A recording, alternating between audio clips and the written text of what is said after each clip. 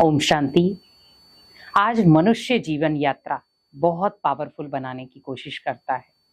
अपने जीवन को बहुत सुंदर यात्रा पर लेकर जाने की कोशिश करता है, लेकिन उसके जीवन में बहुत सारी रुकावटें आ जाती हैं। व्यक्ति चलता तो है, पर चलते चलते थक जाता है। वो अपनी जीवन यात्रा करते करते होपलेस हो जाता है। मैं कब तक करूँगा, कब तक सहन करूँगा, मुझे इसका निवारण कब मिलेगा? क्योंकि ये जीवन रूपी यात्रा है। इसे आप खुशी से बिताओ या रो करके बिताओ, बितानी पड़ेगी। लेकिन अगर उस यात्रा को हम पावरफुल बनाएं, सकारात्मक दिशा देकर, तो आप सोचो वो यात्रा सुख में भी होगी और खुशनुमा भी होगी। लेकिन हमें उस यात्रा में कुछ चीजें शामिल करनी है। तो अगर ये 5 मंत्र आपने सीख लिए तो आपकी जीवन यात्रा सुख में भी होगी और शांत में भी, और साथ में खुशनुमा भी होगी। तो पहला मंत्र आपको क्या याद रखना है? अपनी जीवन यात्रा पर दुआएं हमेशा कमाएं, क्योंकि दुआएं एक ऐसी चीज है जो आपकी यात्रा को सुखद बना सकती हैं। क्योंकि आज व्यक्ति जीवन जी तो रहा है, पर इतनी विकराल परिस्थितियों के बीच में कई बार वो खुद को हारा हुआ महसूस करता है। हमें हारना नहीं है, परिस्थितियों से हारना नहीं है, परिस्थितियों से लड़ना है। और वो लड़ने के लिए आपके पास होने चाहिए दुआएं, क्योंकि दुआएं आपके जीवन का सुरक्षा कवच बन सकती हैं। क्योंकि जीवन यात्रा में पग पग पर बहुत सारी मुश्किलें हैं। उन मुश्किलों को फेस करने के लिए आपके जीवन में दुआएं भरपूर होनी चाहिए। क्योंकि जब जीवन में दुआएं होती हैं तो बड़े से बड़ी विकराल परिस्थिति भी नॉर्मल हो जाती है, और ये आपने कई बार अनुभव किया होगा। दूसरा, कभी खुशी खत्म मत करें, क्योंकि व्यक्ति आज छोटी छोटी बातों में, जीवन यात्रा में छोटी छोटी बातें हो जाती जिसकी वजह से अपनी खुशी गायब कर देता है। आप सोचें, खुशी हमारी खुराक होनी चाहिए, जो हमारे जीवन को एक नया जीवन देती है, जिए दान देती है। लेकिन अगर हमारी खुशी ही गायब हो गई तो आप सोचो, हम जी तो रहे हैं पर एक नीरस जीवन जी रहे हैं, जहाँ कोई रस नहीं, जहाँ कोई खुशी नहीं। अगर हम अनेक आत्माओं को खुशियां बांटते हैं तो वो खुशियां हमारे जीवन में भी बढ़ेंगी। कहते हैं ना, बांटने से चीज बढ़ती है, और वो अगर खुशी हो तो आप सोचो आपके जीवन में तो खुशियां दूनी आ जाएंगी। तो कोशिश यही करो, मुझे अनेक आत्माओं को खुशियां देनी है, ताकि मेरे जीवन में भी, मेरे जीवन की जो यात्रा है वो खुशनुमा बीते। तीसरी चीज, श्रेष्ठ कर्म।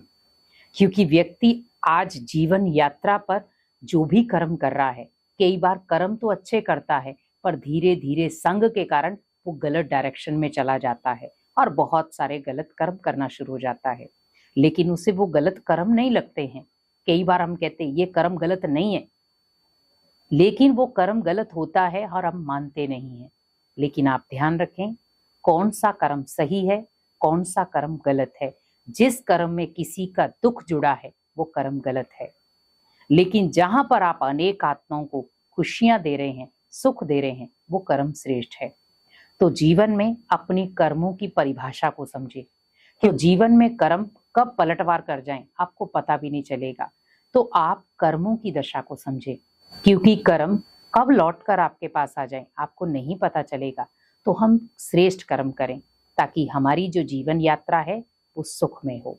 चौथा, हमेशा सकारात्मक जीवन जिए, क्योंकि आज व्यक्ति जीवन तो जी रहा है लेकिन बहुत सारी नेगेटिविटी के साथ। हम लोगों की नेगेटिविटी ले लेते हैं, परिवार की नेगेटिविटी ले लेते हैं, समाज की नेगेटिविटी ले लेते हैं। कई बार अपने मन में भी बहुत सारे संकल्प होते हैं जिनकी नेगेटिविटी के हम शिकार हो जाते हैं।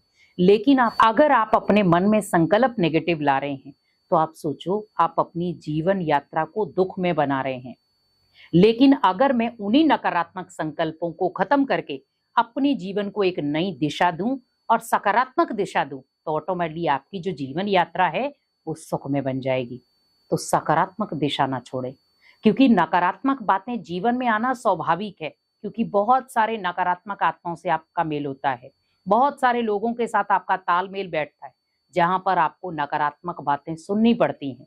पर आप एक कान से सुने, दूसरे से बाहर निकाल दें। लेकिन मैं आपको ये कहूंगी कि आप सुने ही क्यों, आप ओनली उसको देखें कि मेले में बहुत सारी भीड़ है, जाने कौन किससे बात कर रहा है, तो इग्नोर कर दें उस चीज को। ताकि वो आपके अंदर एक जहर का काम ना करे। क्योंकि हमें सकारात्मक बातों का अमृत लेना है, ना कि नकारात्मक बातों का जहर। क्योंकि अगर आप जहर लेंगे तो आपका जीवन यात्रा जो है वो सुख में तो बन नहीं सकती। सकारात्मक दिशा अपनाएं जो आपके जीवन को और आपकी यात्रा को सुख में बना सकती है। और लास्ट 5वां, अगर जीवन यात्रा को सुख में बनाना है तो भगवान की याद और भगवान की ब्लेसिंग जरूर ले। दिन की शुरुआत भगवान की ब्लेसिंग से करें, क्योंकि ये जीवन यात्रा का ये अनमोल क्षण है जहां पर आप भगवान का हाथ भी ले सकते हैं, भगवान का साथ भी ले सकते हैं, भगवान की ब्लेसिंग्स भी ले सकते हैं।